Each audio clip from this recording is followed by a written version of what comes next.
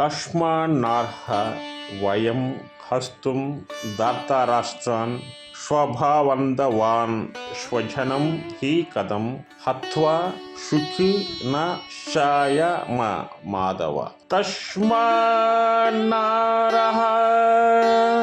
వయం హస్తుం దార్తారాష్ట్రాన్ స్వభావంధవాన్ స్వజనం హి కథం హత్వా సుఖిన శాయమ మాధవ.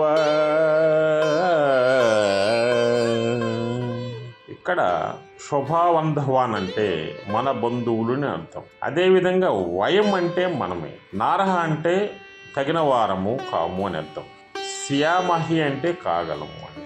ఇక్కడ అర్జునుడు ఏం చెప్తున్నాడంటే శ్రీకృష్ణుడితో, శ్రీకృష్ణ మన బంధువులకు, ఎవరు మన బంధువులు? దుర్యోధనుడు, అదేవిధంగా కర్ణుడు, అదేవిధంగా దుశ్శాసనుడు, మన గురువులు ఎవరు?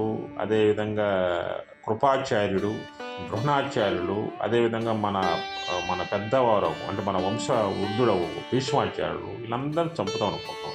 వీళ్ళందరూ చంపేస్తే మనం ఎలా సుఖపడగలము మీరు చెప్పండి అన్నాడు.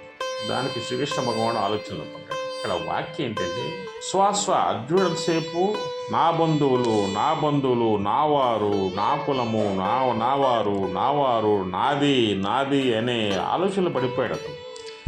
ధర్మానికి నాది అనేది ఉండదు, మోక్షానికి నాది అనేది ఉండదు, ధర్మమా కాదని మాత్రమే తెలియజేస్తున్నా. ఎప్పుడంతసేపు అర్జునుడు నాది అనుకుంటాడు. కానీ ఇక్కడ వాస్తవం ఏంటంటే, దేహం మంది కాదు, ఆత్మ మాత్రమే మంది. అది తెలియజేయడం కోసమే శ్రీకృష్ణ భగవానుడు అర్జునుడికి ఎలా చెప్పాలో ఆలోచనలో పడి ఆలోచిస్తూ ఉంది. జై శ్రీకృష్ణ.